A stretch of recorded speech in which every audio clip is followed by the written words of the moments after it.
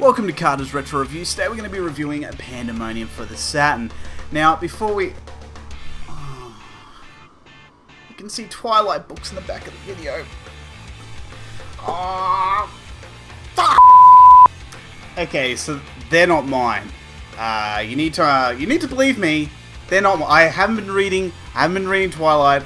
Just before we get ahead of ourselves here, it's not mine. My wife dumped them. I pressed record. I didn't see what she dumped there. It's all looking very shady. It's not painting a very fucking accurate picture of me. You've got to believe me. I haven't been reading these. I don't know anything about Twilight. Nothing at all.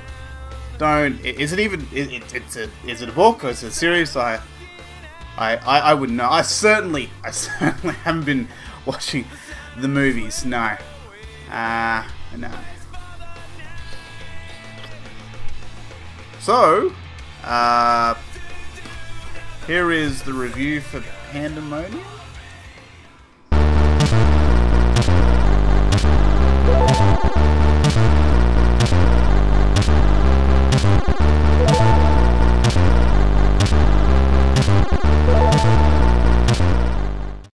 I know I don't talk about plot nearly as much as I should, but the plot for Magical Hoppers aka Pandemonium is detailed in the book and probably at the end of the game somewhere. You have two freaks, Fargus the Jester and Nikki the Acrobat. Already have pictured the sexual positions I'd have her in and the crazy sex I'd be having in a forest somewhere. But Nikki is sick of being a part of the Adobe software, and Fargus is sick of being called Fargus. Probably prefers Bob. He's looking for a new act. Hey Fargus, I have an idea for a new act. It's called the Aristocrats. You got 5 minutes, Fargus? Fargus, you sound like something that grows on rotting wood in dark wet forest. Fargus, you sound like the name of a failed line of cars, the Ford Fargus. Fargus, if you work for me, I'd call your name so often that everyone in the office would resent you. Fargus, where are my TPS reports? Fargus! Last year I did a review for Doom and I made a sarcastic offhand comment about the Saturn having internal memory instead of relying on a dodgy password system.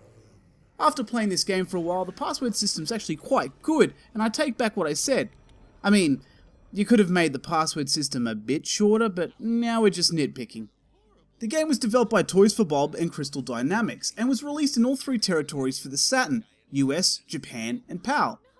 In the US, the game was published by Crystal Dynamics. In Europe and Australia, it was published by Sega, and Bandai published the game in Japan. From what I've read, it seems to me the story of this game is quite a bit different in Japan. You know, because it's not weird enough. The game was released on the PC, PlayStation, Nokia N-Gage if anyone remembers that, and iOS for iDevices if you can fucking find it on the App Store. Good luck with that.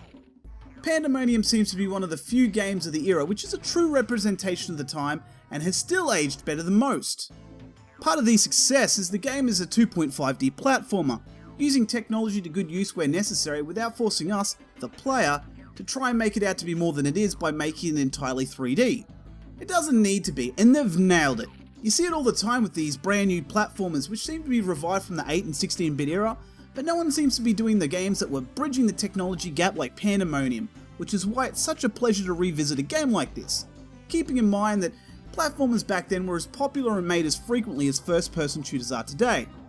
Some would incorporate puzzle elements to add an extra dimension, and some would just be hard enough without having to add additional bullshit. Instead, what we have is something that's competently made with a little charm to push it over the edge into something quite good. I'll explain. Presentation is both simple and effective. The use of yellows and pinks and purples really tie in with the rest of the game. I found the theme was also quite sparse, but not really in any kind of negative way. You're not overloading the screen with bullshit and keeping it nice and lean. Often this seems to be the case, and a strong reason why you would consider coming back to games like this. Graphics are bright with amazing parallax scrolling to really give us this amazing world and atmosphere that makes this game its own. It gives a strong character and flavour that's matched by few other games.